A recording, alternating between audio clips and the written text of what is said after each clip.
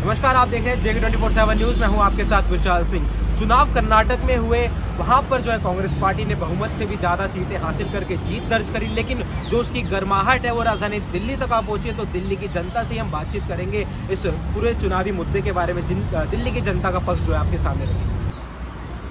क्या कहना चाहेंगे कर्नाटक में जिस तरह से बीजेपी को हार मिली है? तमाम दावे कर रही थी पहले, मोदी फैक्टर खत्म हो रहा है, क्या लग रहा है? देखिए, मैं आपको बताऊं, ये हार जो है ना, ये हार बीजेपी से बड़ी हार हुई है नरेंद्र मोदी जी की। देश का नौजवान, देश का यंगस्टर एजुकेशन, हेल्थ और डेवलपमेंट पर चर्चा करना चाहता है, लेकिन देश की सरकार और देश के नेता अली और बजरंगबली की और बार बार देश के नौजवानों का माइंड डाइवर्ट करने का काम करते हैं। आपको एक बात को समझना होगा कि अली और बजरंगबली का फैक्टर अब इस देश में नहीं चलेगा। देश चर्चा करना चाहता है शिक्षा के ऊपर, देश महंगाई के ऊपर चर्चा करना चाहता है, देश बेरोजगारी के ऊपर चर्चा करना चाहता है। क्या इस देश के अंदर एक गरीब रिक्शे वाले को हक और अधिकार नहीं है कि उसका बेटा डॉक्टर बने, इंजीनियर बने, IAS और IPS बने? क्या इस देश के अंदर डॉक्टर, इंजीनियर, IPS और क्रिकेट में मेंबर बनने के लिए सिर्फ नेताओं के बच्चे हैं? इस देश के अंदर सरहद के ऊपर अगर खून बहा रहा है तो गरीब किसान का बेटा, खेती करके जो पेट पाल रहा है लोगों का, वो है गरीब किसान। इस देश के अंदर उसका बेटा सरहद की हिफाजत भी कर रहा है। नेताओं के बच्चे विदेश में पढ़ते हैं, नेताओं के बच्चे बड़ी बड़ी यूनिवर्सिटी में पढ़ते हैं, बड़े बड़े कॉलेजेस में पढ़ते हैं, उसके बाद भी नेता इस देश के अंदर जहर घोलने का काम करते हैं। मैं नेताओं से एक चीज कहता हूँ कि बड़े बड़े जो हिंदू संगठन है उसमें आप अपने बच्चों को भेजिए।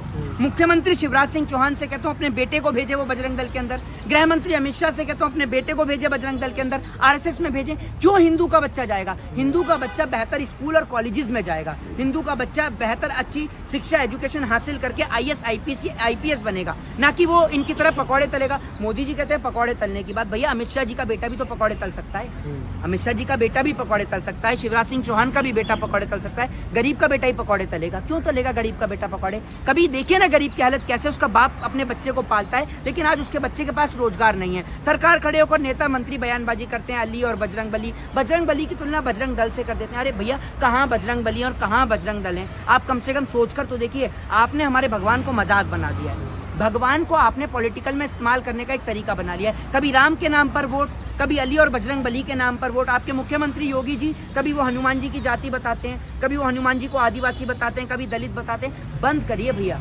भगवान जियों की जाति बताना। ये देश के अंदर सबसे बड़े गौरव की और गर्व की बात है। I proud to be Indian. हम गर्व से कहते हैं हम भारतीय हैं, अपने आप को भारतीय कहते हैं। मुझे जितनी अपने आप को एक गौरव महसूस होता है ना, उतना अपने आप को हिंदू, मुस्लिम, सिख, ईसाई कहते हुए नहीं होता जितना गौरव इंडियन कहते हुए होता है। और हमें इंडियन के साथ में अपने आप को प्रस्तुत करना चाहिए। जी अच्छा, कर्नाटक चुनाव में जो कांग्रेस का मैनिफेस्टो था उसमें जो काफी मुफ्त की चीजें थी, इस पर बीजेपी की तरफ से बयान आ रहे थे कि ये आम आदमी की जो है B टीम बनकर कांग्रेस सामने। एक बात आप मुझे बताइए, अमित शाह जी नहीं बांट रहे या नरेंद्र मोदी नहीं बांट रहे मुफ्त की रेवड़ियां? ये 80 करोड़ जनता जिनके हाथ से आपने रोजगार छीन लिया, जिनके हाथ से आपने सब कुछ छीन लिया, उनके बच्चों का रोजगार छीन लिया, उनके पिता का व्यवसाय छीनकर आपने सिर्फ व्यापारियों को बड़ा बनाने का काम किया। आज अगर वो लोग आगे बढ़ना चाहते हैं, एक बात बताइए, नेताओं को फ्री में नहीं मिलती रेवड़ी। नेताओं को हर जगह फ्री की रेवड़ी है। इनके MPs को फ्री की रेवड़ी है, जितने भी MP हैं सबको फ्री की रेवड़ी है। ठीक है, आप ये सोचिए, पेंशन मिलती है, MLA को पेंशन मिलती है, MPs को पेंशन मिलती है। बंद कर दो ना। आपको सिर्फ इस देश की आम जनता से तकलीफ है, बाकी आपके नेता फ्री की रेवड़ी खा रहे हैं उससे आपको तकलीफ नहीं है। अगर जनता को मुफ्त की रेवड़ी मिल रही है, आपको तकलीफ क्या है? भाई जनता टैक्स पे करती है, उसको फ्री में मिल रही है तो क्या दिक्कत है? कोई आपत्ति नहीं होनी चाहिए। अच्छा, एक चीज और बीजेपी की तरफ से बयान आ रहा था कि जो मुस्लिम आरक्षण का मुद्दा था, इसी वजह से कहीं ना कहीं बस कांग्रेस को मुस्लिम वोटों की वजह से जीत हासिल हुई। क्या जवाब? क्यों? मैं कर्नाटक से खुद ही आज लौटा हूं, लिंगायत वोट नहीं मिला बीजेपी को। जो लिंगायत वोट था, ब्राह्मण वोट बीजेपी के हाथ से छीन गया। क्यों देगा आपको कोई हिंदू वोट? किस लिए देगा? अपने भगवान की फजीयत कराने के लिए आपको वोट देगा। कोई आपको दलित वोट क्यों देगा? आप बाबा साहब के संविधान की अवहेलना करेंगे इसलिए आपको दलित वोट देगा। आपको मुस्लिम वोट क्यों देगा? आप आरक्षण हटाएंगे इसलिए वोट देगा। क्यों देगा आपको कोई वोट? इसलिए देगा। आपने काम क्या किया है? आपने काम अपने बेटे के लिए किया है। आपने अपने बेटे को BCCI में मेंबर बनाया, गरीब के बेटे को नहीं बनाया। आपने इस देश के अंदर अपने बच्चों को विदेश में पढ़ने के लिए भेजा है, चाहे मुख्यमंत्री शिवराज सिंह चौहान हो, चाहे गृह मंत्री अमित शाह हो। आपने अपने बच्चों को बढ़ाने का काम किया है और देश के बच्चों को लड़ाने का काम किया है। ठीक है ना?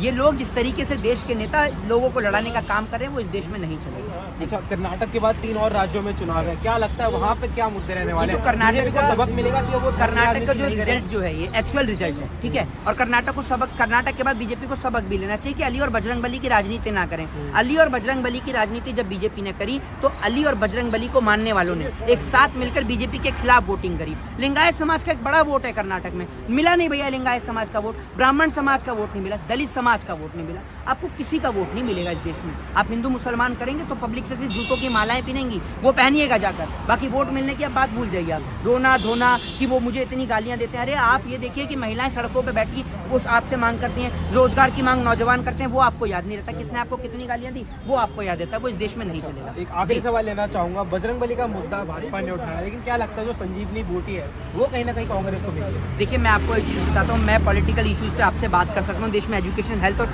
डेवलपमेंट पे बात कर सकता हूँ, लेकिन मैं आपसे कास्टलिज्म फैक्टर पर या फिर हिंदुज्म फैक्टर पर मैं आपसे बात नहीं कर सकता हूँ। मैं एक हिंदुज्म को मानता हूँ, मैं आपसे एक चीज़ कहता हूँ, मैं उससे पहले बाबा साहब अम्बेडकर के संविधान को मानता हूँ। उनका संविधान मुझे राइट टू स्पीच और राइट टू फ्रीडम की आज़ादी देता है, ठीक है। इस देश के अंदर सभी को, भारत एक धर्मनिरपेक्ष देश है, सभी को अपने धर्म को मानने की इजाज़त है, लेकिन इसका मतलब ये नहीं कि नेता भगवानों का इस्तेमाल राजनीति में करें।